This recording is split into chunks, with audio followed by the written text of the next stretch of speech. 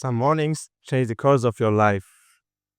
February 6th, 2023 was one of those mornings. It was 7 a.m. I wake up a Teams invitation from our regional director, Arda. Subject was earthquake. I immediately checked the news. A massive 7.8 magnitude earthquake, and then followed by a second 7.5 just 9 hours later, has struck southern Turkey. Within minutes, entire districts collapsed, infrastructure failed, and millions were thrown into chaos. My mind directly went to our nearly 30 Boşka service partners in the region.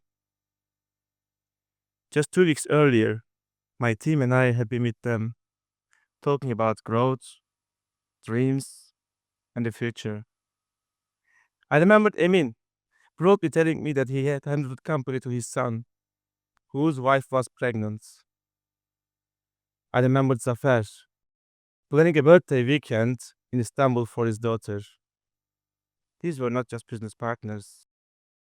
They were families, friends. So we all joined the meeting. For sure, morale was very low. Arda said, we must learn the situation of our partners. Most of the partners in the region were Boşka service. A leadership is about stepping forward before no one asks. So we all scheduled our next touchpoint meeting for 2 p.m. and I immediately gathered my team. Then, another piece of news came. Hatay city, not initially highlighted, was the most devastated city, and one of my team members was there, visiting family. Morale dropped even further. In that moment, something awakened me. Something I had felt once before, many years earlier. 60 years ago, on a night meant for celebration, I was at the stadium with 55,000 people and thousands of security personnel. When my team lost the championship, environment shifted instantly. Chaos, panic, fire, screams. 2 of my friends had asthma. People were pushing toward exits, and the security teams had no answers. For a moment, I felt I was watching everything from outside of my body. Then something shifted. A single breath, and a question. What can I do right now?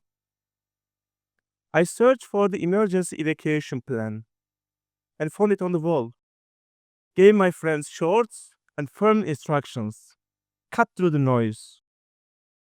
And 6 minutes later, we reached the ambulance gate, the safest exit, and also helped others get out as well.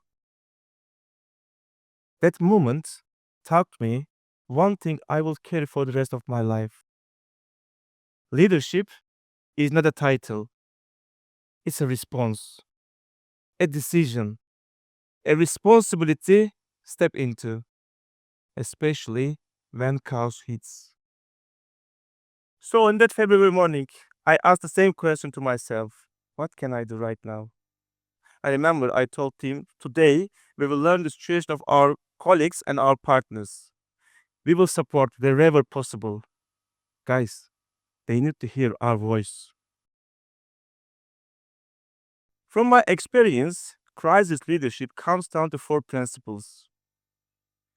Managing emotional fluctuations with compassion, use team's capacity wisely, acting with full compliance, no exception, and giving hope. Talk about the future. Let me tell you true how we lived each of these. In a crisis, uncertainty is constant. Things can get always worse. We called each person one by one, and we had enough information in our hands. And 1:15 p.m., while we were consolidating the information, we didn't know the second that big earthquake was coming. This meant the people we had spoken to might not be alive.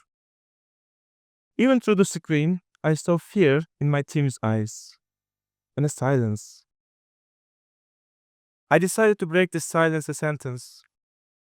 Guys, let's call them again. Again and again, never give up. So we started to call each person again. In times of this type of crisis, you need to keep focused business continuity as well. 11 provinces were devastated, true. But 70 others were still functioning and expecting our consultancy services. Even though each of my team members, with their full motion and passion, willing to support the earthquake zone, I needed the right team as two. 5 of us, including myself, would focus entirely on the earthquake zone, and the rest would continue running operation nationwide. When someone asked in my team why they weren't assigned the disaster zone, I told them, your work enables us to focus there. Within 20 minutes, we informed our entire Bochkar service network about our crisis structure. In the days followed, we arranged support for our partners. Every step required full compliance, no exceptions, no question marks. Together with the crisis team, we decided to gather people at first on Bochkar service workshops nearby. Ironically, our workshops, serving only vehicles, would now be supporting people in need. I rejected every questionable request and every day reminded the earthquake team of our compliance standards. Because, my friends, crisis is not an excuse to bend our values. In fact, it is the moment values matter most. As days passed, partners began asking, are we going to be able to start again? They've been pushed to leave the land where they were born. It was a painful thought for them. But Bosch has existed on these lands for more than a century. Not just a brand, but as a community builder. So we would start again with those partners and as Bosch. We assessed every partner's facility, prepared support package, and designed a recovery roadmap grounded in one belief. We do not leave our ecosystem behind. We rebuild with them and we rise together.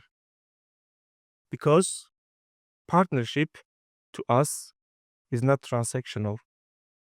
It is relational, rooted in trust, shared progress, and mutual resilience.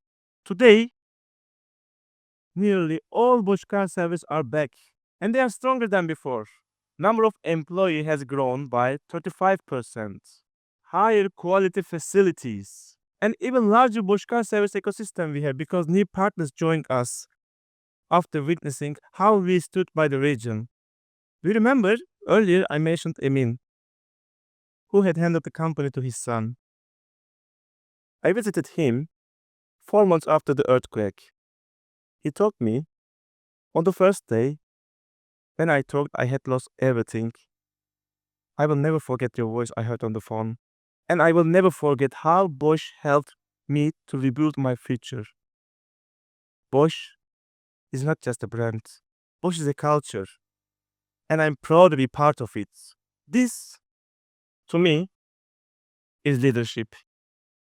Not standing afloat, but standing steady when the ground itself moves. Creating clarity amid uncertainty. Acting ethically when it's hardest. And offering hope when tomorrow feels impossible. That's what brings people back home. That's what rebuilds communities. And my friends, that's what turns crisis into a legacy.